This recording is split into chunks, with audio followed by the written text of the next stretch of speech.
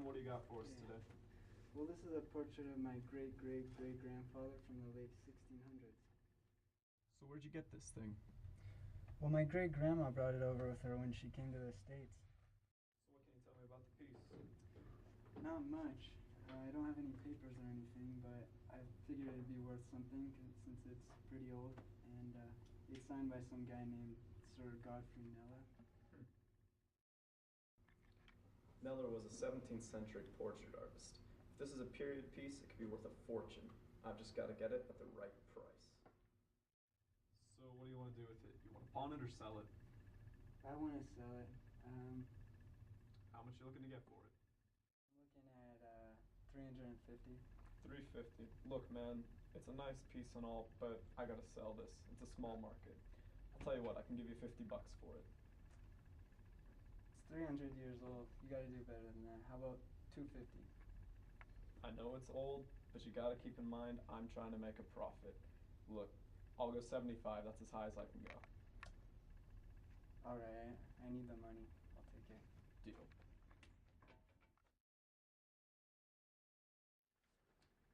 Corey, what the heck is this? It's some old painting I bought off this guy. I paid 75 bucks for it. You're an idiot, Corey. This is John Locke, the famous philosopher from the 1600s. Okay. I'm going to take this to a buddy of mine and see if I can get it authenticated. Cool. If this thing is real, it could be worth a fortune. John Locke had a big influence on American politics and philosophy. That stuff sells.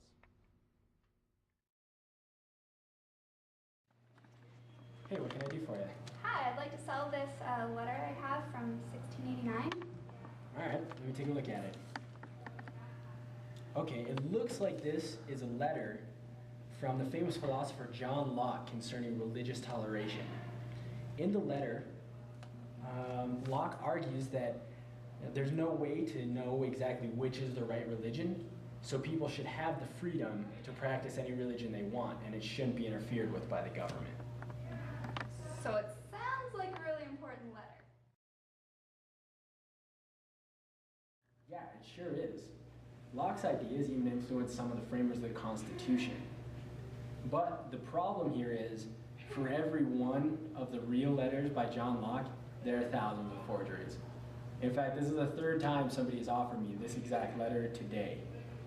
So I want to get one of my buddies in here to take a look at this thing, and if it's authentic, we can do business. Okay, sounds good. My name's John McRoberts. I'm a John Locke expert, and Rick calls me whenever he wants something underpriced.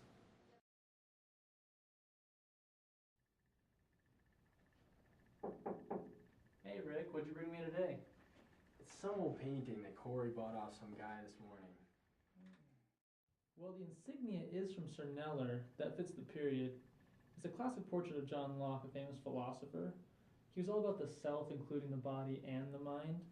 A lot of his ideas influenced the founding fathers, the economy. So it'd be worth a lot of money if it's authentic. What did the guy say when he brought it to you?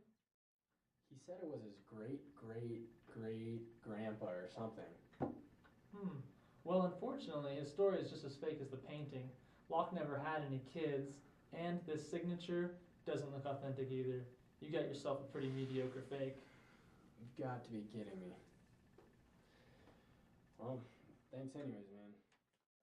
Anytime. But Rick, next time, call me before you buy the piece. I guess Locke spent too much time examining the self and not enough time examining the local ladies. When Corey's done, he's not having any kids either.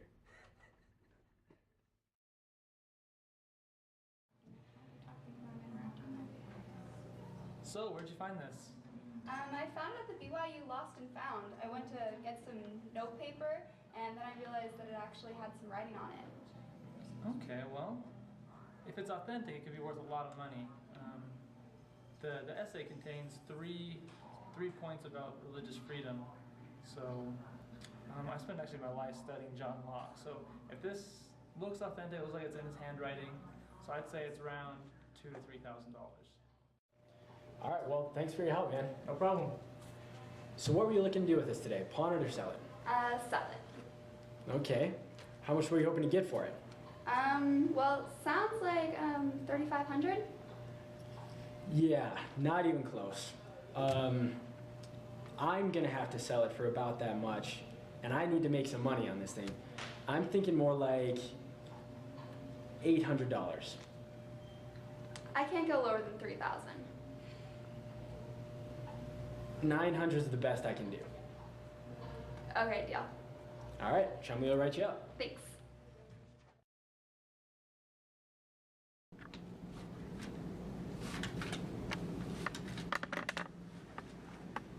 Hey, what do you got for me? Hey, I got some pretty cool actually. I was shopping at DI for an 80s night outfit the other day, and I found in the pocket of the jacket this, and I think it's John Locke's second treatise of government. Let me see. Wow, this is a really interesting piece. When Americans think of political philosophers, the first one that comes to mind is John Locke. John Locke's philosophy has influenced pretty much all of the founding fathers when they were creating America. In fact, Thomas Jefferson said one time that without exception, John Locke was one of the greatest men that ever lived. Wow, that's pretty cool. Yeah.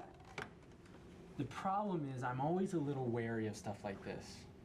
There have been forgeries, reprints, and honestly, I'm not even sure how rare this document is.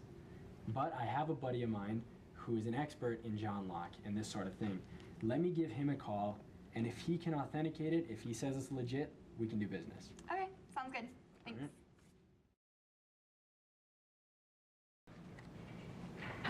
Hey Rick, what do you got for me? Hey, I got something kind of special here I need you to take a look at. Okay. She says it's a first edition copy of John Locke's second treatise on government. Okay, well you're right to call me down here. This is a very cool piece.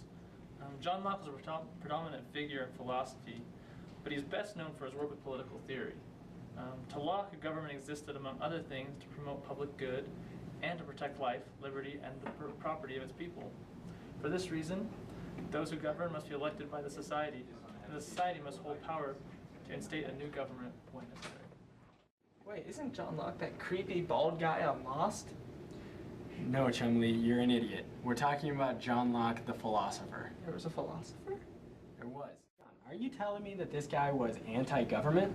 No, not at all. He was actually the first one to propose to have the legislative, executive, and judicial branches of government, with the legislative being the most important branch.